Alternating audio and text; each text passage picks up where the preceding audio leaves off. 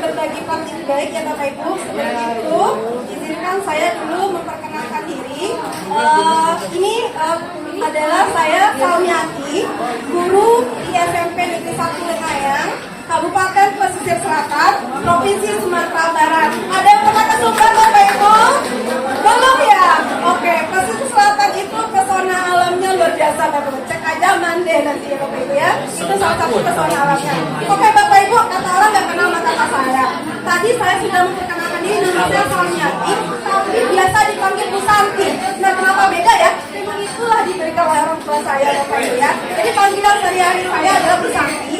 Saya adalah guru mata pelajaran informatika. Ada di sini yang mata pelajaran informatika Bapak Ibu? Oh nggak ada ya? Oke, nanti walaupun praktik ada di sini yang program guru penggerak Bapak Ibu ya. Oke, saya pernah jadi pengajar angkatan 4 luar biasa ya Bu ya. Kemudian sekarang juga sebagai fasilitator guru penggerak angkatan 9 dan 11 gitu.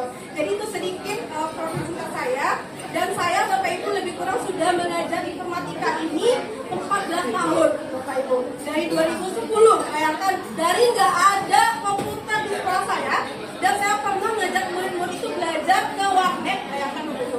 Tahun 2012 ke warnet nggak ada komputernya, tapi beda lagi dengan sekarang Bapak Ibu. Komputer sudah punya, fasilitas sudah lengkap, tantangannya lebih luar biasa. Oke, nanti kita lihat ya Bapak Ibu. Nah, ini keadaan murid-murid saya Bapak Ibu. Sekarang ini informatika itu sesuatu hal yang menarik buat anak-anak, tetapi belum tentu pembelajarannya. Yang menarik itu mereka biasanya Bapak Ibu lebih suka game. Kalau ke lapor di tempat saya itu, yang dicari itu buka game. Nah, kemudian mereka itu buka media sosial. Nah, tapi kalau pembelajaran unplugged, artinya di kelas ada teorinya, sulit memahami konsep. Bayangkannya gimana ya supaya anak-anak itu tertarik, apalagi informatika. Bahasa itu banyak bahasa Inggris ya Bapak Ibu ya. Jadi anak-anak itu kalau di kampung tempat saya, kalau satu hal yang ribet-ribet itu mereka itu susah sekali untuk memahaminya. Jadi saya buka konsep gimana ya supaya anak-anak ini bisa menerapkan pembelajaran yang menarik dan bermakna dengan strategi pembelajaran berdiferensiasi dengan menggunakan teknik matematika. Kemudian di sini ada kompetensinya beragam. Murid-murid saya itu Bapak Ibu, itu dari kampung, ada yang belum pernah memegang komputer di rumahnya, maklum karena keadaan ekonomi itu beda-beda. Jadi ada yang belum pernah tahu mouse gitu ya, ada yang belum tahu mana yang monitor, dia bilang TV Bapak Ibu, ada yang bilang TV gitu ya. Jadi istilah komputer ini banyak anak-anak yang nggak paham, dia tahu tapi nggak tahu ini yang mana ya gitu. Jadi kompetensinya beragam, ada juga yang sudah mahir, sudah bisa Canva, sudah bisa Word. Nah, tantangan yang saya hadapi adalah bagaimana membuat pelajaran ini bermakna, kemudian bisa mengakomodir kebutuhannya yang beragam. Dari yang tadi tahu, yang mahir, gimana nantinya bisa membantu teman yang belum tahu. Kemudian saya di sini menggunakan teknik yang namanya 5M Bapak Ibu ya. Jadi ada aksi yang saya lakukan. Pertama Bapak Ibu tentunya sudah kenal nih pembelajaran berdiferensiasi. Saya yakin Bapak Ibu istilah diferensiasi ini sudah kenal ya Bapak Ibu ya. Apalagi di kurikulum Merdeka. Nah pertanyaannya, apakah diferensiasi yang kita lakukan ini sudah efektif? Nah itu tantangannya Bapak Ibu. Jadi pertama-tama saya lakukan sama dengan Ibu Siti tadi ya. Pertama lakukan asesmen awal Bapak Ibu. Saya nggak nyebarin angket yang ribet-ribet Bapak Ibu. Di tahun ajaran baru, saya hanya nyebarkan 2 pertanyaan Bapak Ibu ya. 2 pertanyaan aja, saya kasih post-it. Kemudian Ananda, karena ini pengajaran baru, saya nggak tahu ini kelas mana dulu sudah belajar atau tidak. Saya sekarang belajar kelas 9. Jadi saya sebarkan 2 pertanyaan. Pertama, apa materi yang kamu ingat sebelumnya? Itu. Supaya melihat sampai sejauh mana. Kemudian apa kompetensi yang ingin kamu capai berikutnya? Begitu Bapak Ibu. Dari itu saya akan lihat, oh ternyata anak-anak ini baru tahu ini loh. Dari situlah saya mengembangkan, saya petakan analisis materi saya. Dari yang tahu ini sudah banyak tahu tentang materi ini, kemudian mana yang sudah mahir, itu saya petakan. Jadi setelah memetakan murid ini, barulah saya terapkan strategi 5M. 5M di sini bukan menguras bak mandi ya Bapak Ibu ya, atau yang kita kenal dengan misalnya memanusiakan hubungan, bukannya itu. Ini saya adopsi Bapak Ibu dari PMM. Saya pernah mengikuti pelatihan mandiri pada platform mereka mengajar, itu semangat guru dan PS3 kalau nggak salah ya. Ada 5M. M yang pertama itu mengkaji. Nah,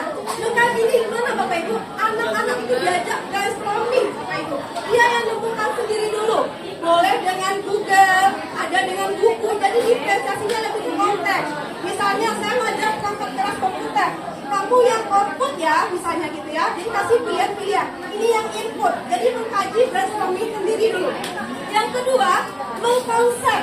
Nah, berkonsep di sini bagaimana? Anak-anak itu dibagi menjadi beberapa kelompok, lalu nanti kelompok tersebut membuat konsep. Misalnya tadi yang ini membahas tata keras, berarti ada output, ada input ya.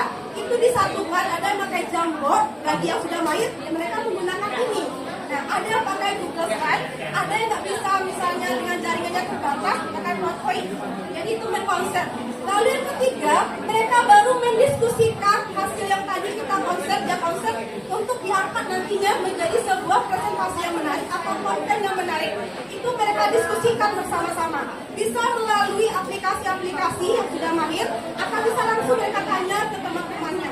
Lalu yang keempat, mengemas. Nah ini Bapak Ibu, anak-anak yang tadi, yang tidak tahu tadi, saya pasangkan dengan teman-temannya yang sudah mahir dengan Canva, mereka bisa mengemas.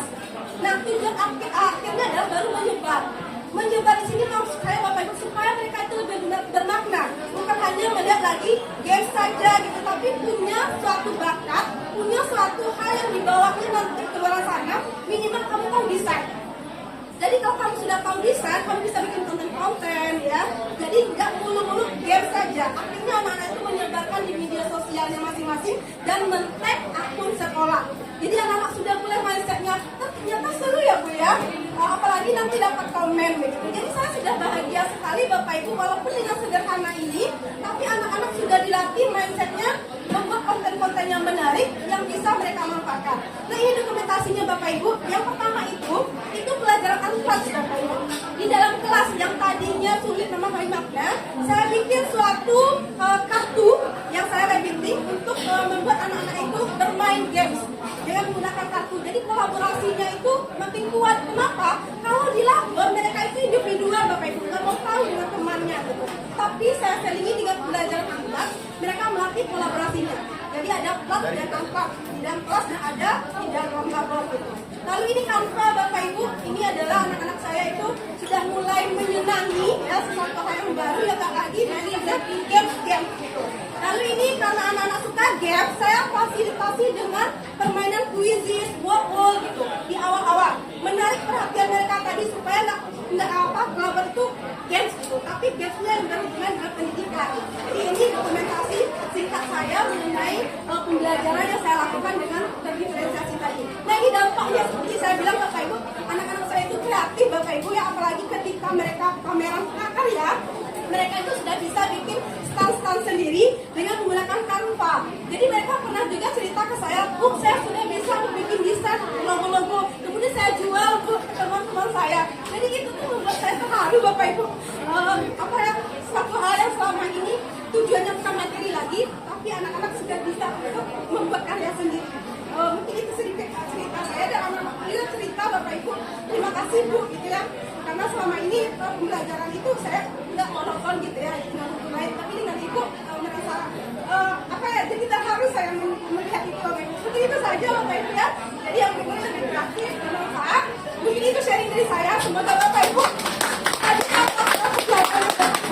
walaupun kecil tapi dampaknya besar. Sekian dari saya. Assalamualaikum warahmatullahi wabarakatuh. Halo, perkenalkan nama saya Vanania. Setelah saya mendapatkan materi dari Ibu Santi tentang pembelajaran berdiferensiasi, ini merupakan suatu pengetahuan baru buat saya karena Ibu Santi membuka wawasan saya untuk mempelajari lagi dan menemukan inspirasi tentang strategi pembelajaran berdiferensiasi. Terus Ibu Santi. Oke, terima kasih Ibu. Untuk kelas pendidik kelas 9. Inspirasi. Oke. Luar biasa. Oke. Keren. Wow, Ibu. Wow, oke. Keren. Wah, oke. Satu kata buat kelas 9 Bu, kelas 9 pendidik ini. Luar biasa. Inspirasi. Alhamdulillah. Satu kata Ibu. Luar biasa. Assalamualaikum warahmatullahi wabarakatuh. Saya Salmiati, guru SMP Negeri 1 Lenayang, Kabupaten Pesisir Selatan. Hari ini saya datang ke TPM dan ingin mengucapkan terima kasih banyak atas dukungan dan kerjasamanya oleh Pemda Pesisir Selatan sehingga bisa memberikan saya ruang untuk belajar di sini dan mendapatkan dukungan yang sebesar-besarnya sehingga saya bisa menjadi pembicara di Temu Pendidik Nusantara. Terima kasih kepada Bapak Kadis Pendidikan dan Kebudayaan Kabupaten Pesisir Selatan dan juga Pemda Pesisir Selatan yang sudah memberikan dukungan penuh kepada kami untuk menghadiri acara kegiatan Temu Pendidik Nusantara dan sudah menghadiri kegiatan yang sangat. Saya Dermawati Dan saya Salmiati mengucapkan terima kasih yang sebesar-besarnya atas kesempatan yang diberikan oleh Dinas Pendidikan dan Bupati Kabupaten Pesisir Selatan sehingga kami bisa sampai di Temu Pendidik Nusantara yang ke-11 ini. dan sampai ketemu. Bye-bye. PTM mendatang.